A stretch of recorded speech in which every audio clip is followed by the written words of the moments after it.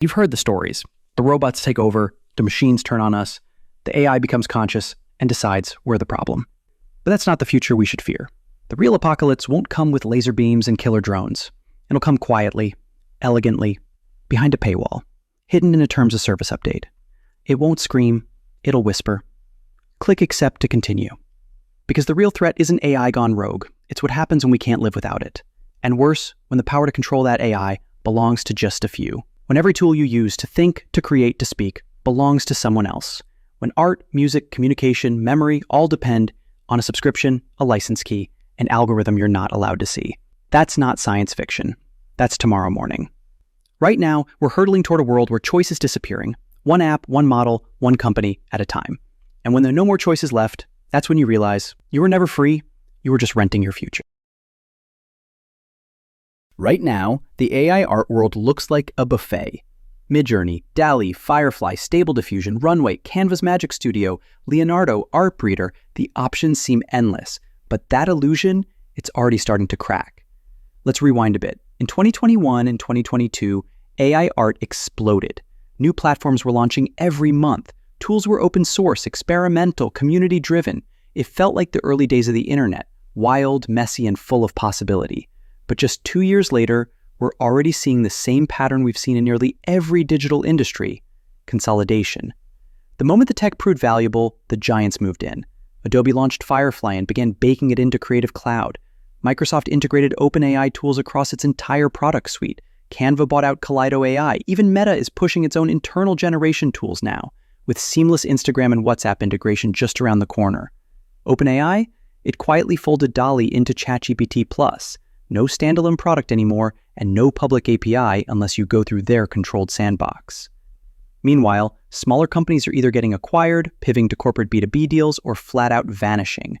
Remember Dream by Wombo? Remember Night Cafe? They're still there technically, but they're no longer leading the charge. The spotlight has shifted, and the new stars of the show? All billion-dollar megacorps. And don't forget the pricing games. Midjourney used to offer a free trial. Gone. Runway's Gen 2, now metered with tight credit systems. Stability AI's open model? It's still open, kinda. Licensing is a minefield, and internal drama has left the project adrift. Suddenly, your options are just new skins on the same back end. Closed-source models, centralized access, monetized dependencies.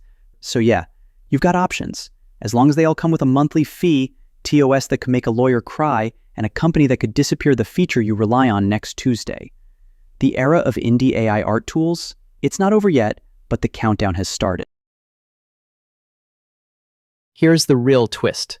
We're not being forced to use AI. We're being incentivized, tempted, nudged, trained. You don't have to use AI, but why wouldn't you? It's faster, it's smarter, it never gets tired, it doesn't ask for credit, it doesn't talk back. Need a blog post? An AI will write it in 30 seconds. Need a logo? Done in 4 prompts. Want to animate your short film? Generate your marketing campaign? Write your code? Remix your soundtrack? There's a tool for that. Probably 5. And once you use it, oh man, you're hooked. Why spend an hour writing copy when the AI nails it in 5 minutes? Why brainstorm for days when a language model spits out your whole script while you're still sipping your first cup of coffee? AI becomes your muse, your co-pilot, your productivity cheat code.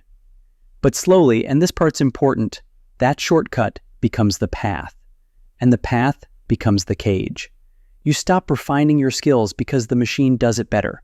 You stop exploring ideas because the prompt results are good enough. You stop taking risks because the model only rewards what it's seen before. And then one day, you try to create without it, and it feels like trying to breathe through a straw. This isn't just a convenience, it's dependency by design. And here's the part they don't put in the marketing brochure. Once you're dependent, they own you. Raise the subscription price? You'll pay it. Add new credit tiers? You'll adapt. Change the licensing rules? You'll click accept just to keep working. This has happened before. Social media was free until you needed to pay to be seen. Streaming platforms were cheap until every show was split across 10 services. Photoshop was a one-time purchase until it became a monthly bill. This is the playbook. Lure you in, make you dependent, then monetize the ever-loving hell out of you. And the scariest part? It feels like progress, because it is progress on their terms. Progress that strips away your independence, one API call at a time. Progress that turns creativity into a vending machine. Insert prompt, collect deliverables, pay again tomorrow. And if you ever decide to stop, the silence is deafening. The truth is, we're not empowered by AI. We're just getting really, really good at asking our corporate landlords for permission to create. In medieval times, you paid a feudal lord to use their land. In today's digital age, you pay a tech giant to use your imagination. Let's break that down. You don't own the models. You don't own the training data. You may not even fully own what you create. Sound dramatic? Let's look at how some of the biggest platforms operate. Adobe Firefly, to their credit, does not train their AI on user-generated content. They're one of the few companies taking a firm stance on user rights. They even affirm that you own your outputs. That's rare and commendable.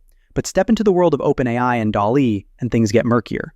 DALL users have broad usage rights. Yes, you can sell, share, print, even use your images commercially in many cases. But you don't own exclusive copyright. OpenAI retains significant rights to use, display, and potentially train on your prompts and outputs. That means the art you generated can still be part of their business model. And they're not alone. Many AI platforms bury similar clauses in their terms of service. Permission to use your content for improvement, analytics, or even licensing. You agree by clicking accept, whether you realize it or not. And try moving your work to another platform, you'll often find you're locked into proprietary formats, closed ecosystems, limited portability. In other words, you don't control the creative pipeline, you're just leasing access to it. This isn't collaboration, it's creative tenancy, and the rent goes up every quarter. You're paying to use tools you don't own, built on data you didn't approve, to make content you may not fully control. And the platforms, they get stronger every time you hit generate. Imagine if Bob Ross had to pay royalties to the brush manufacturer every time he painted a happy little tree. That's the model we're drifting toward. But this isn't just about ownership, it's about control. When a handful of corporations control the tools, the models, and the platforms, they control taste. They decide what gets prioritized, what goes viral, what fits the mold. Because here's the kicker. AI tools don't just reflect culture, they shape it. And when those tools are black box algorithms trained behind closed doors, optimized for mass appeal, and governed by profit margins, that's not creative freedom, that's cultural automation. Slowly, subtly, quietly, you're not choosing what to create, you're choosing from what the tool lets you create. Ever try to generate something weird in Midjourney lately? Something raw, ugly, unsettling? Good luck. The model steers you back to safe, to trendy, to aesthetic. Your originality becomes an error, not a strength. This is the danger. Not evil robots, not rogue AIs, but a few corporations becoming the curators of human imagination. The new lords of creativity don't need armies, they have APIs. They don't need swords, they have licensing agreements. And if we don't push back now, soon, we won't be artists. We'll be operators, punching prompts, paying rent, and calling it expression. Let's take a little trip into the future. Nothing dystopian, just plausible. Let's say it's 2030. You wake up to the gentle chime of your AI assistant. It's already prepped your emails, scheduled your meetings, suggested breakfast recipes based on your blood sugar, and drafted your morning tweets to stay on brand. You glance at your phone. Today's pitch deck is done. Your new video script is waiting. Your latest product renders are polished, animated, and captioned. You didn't do any of that. Your tools did. Now imagine your subscription lapses. You missed a payment. Or there's a billing error. Or maybe, just maybe, the company changed its pricing overnight. Suddenly, all of it? Gone. No assistant, no content, no creative engine, your productivity flatlines. You're not just inconvenienced, you're locked out of your digital self. That's not science fiction. That's just SaaS at scale. The more you rely on AI, the more your life becomes software. And where your life becomes software, the more vulnerable you are to who controls it. Let's keep going. You try to switch to another platform, but wait, your data can't transfer. Your workflows aren't compatible. Your projects were built inside a proprietary walled garden. You're stuck. You want to complain? Where? The support chatbot won't escalate unless you're enterprise tier. Forums are locked to subscribers, and you can't post in social media because the algorithm deprioritizes unsubscribed content creators. So, what now? You rebuild. Manually. Slowly. Painfully.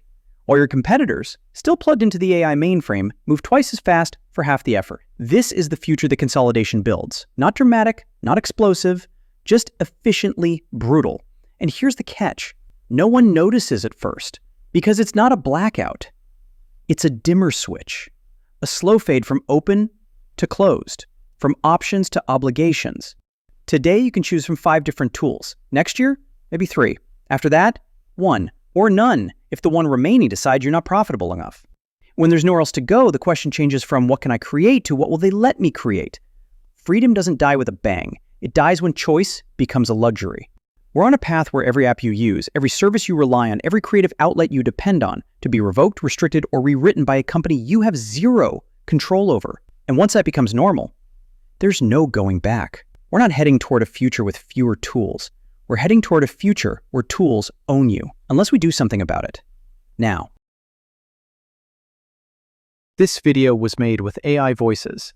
The visuals, AI generated. The script, mostly written by a human, with a little help. And that right there, that's the paradox.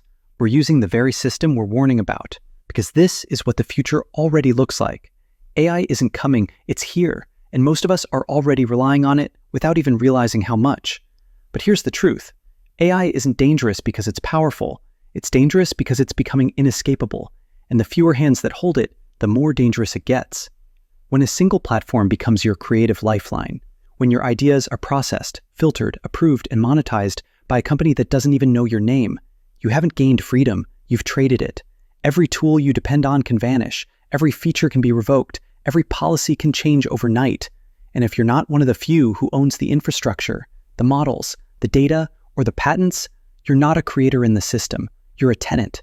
Right now, we still have time to support open platforms, time to back independent developers, time to learn how these systems work before they become black boxes we're not allowed to question.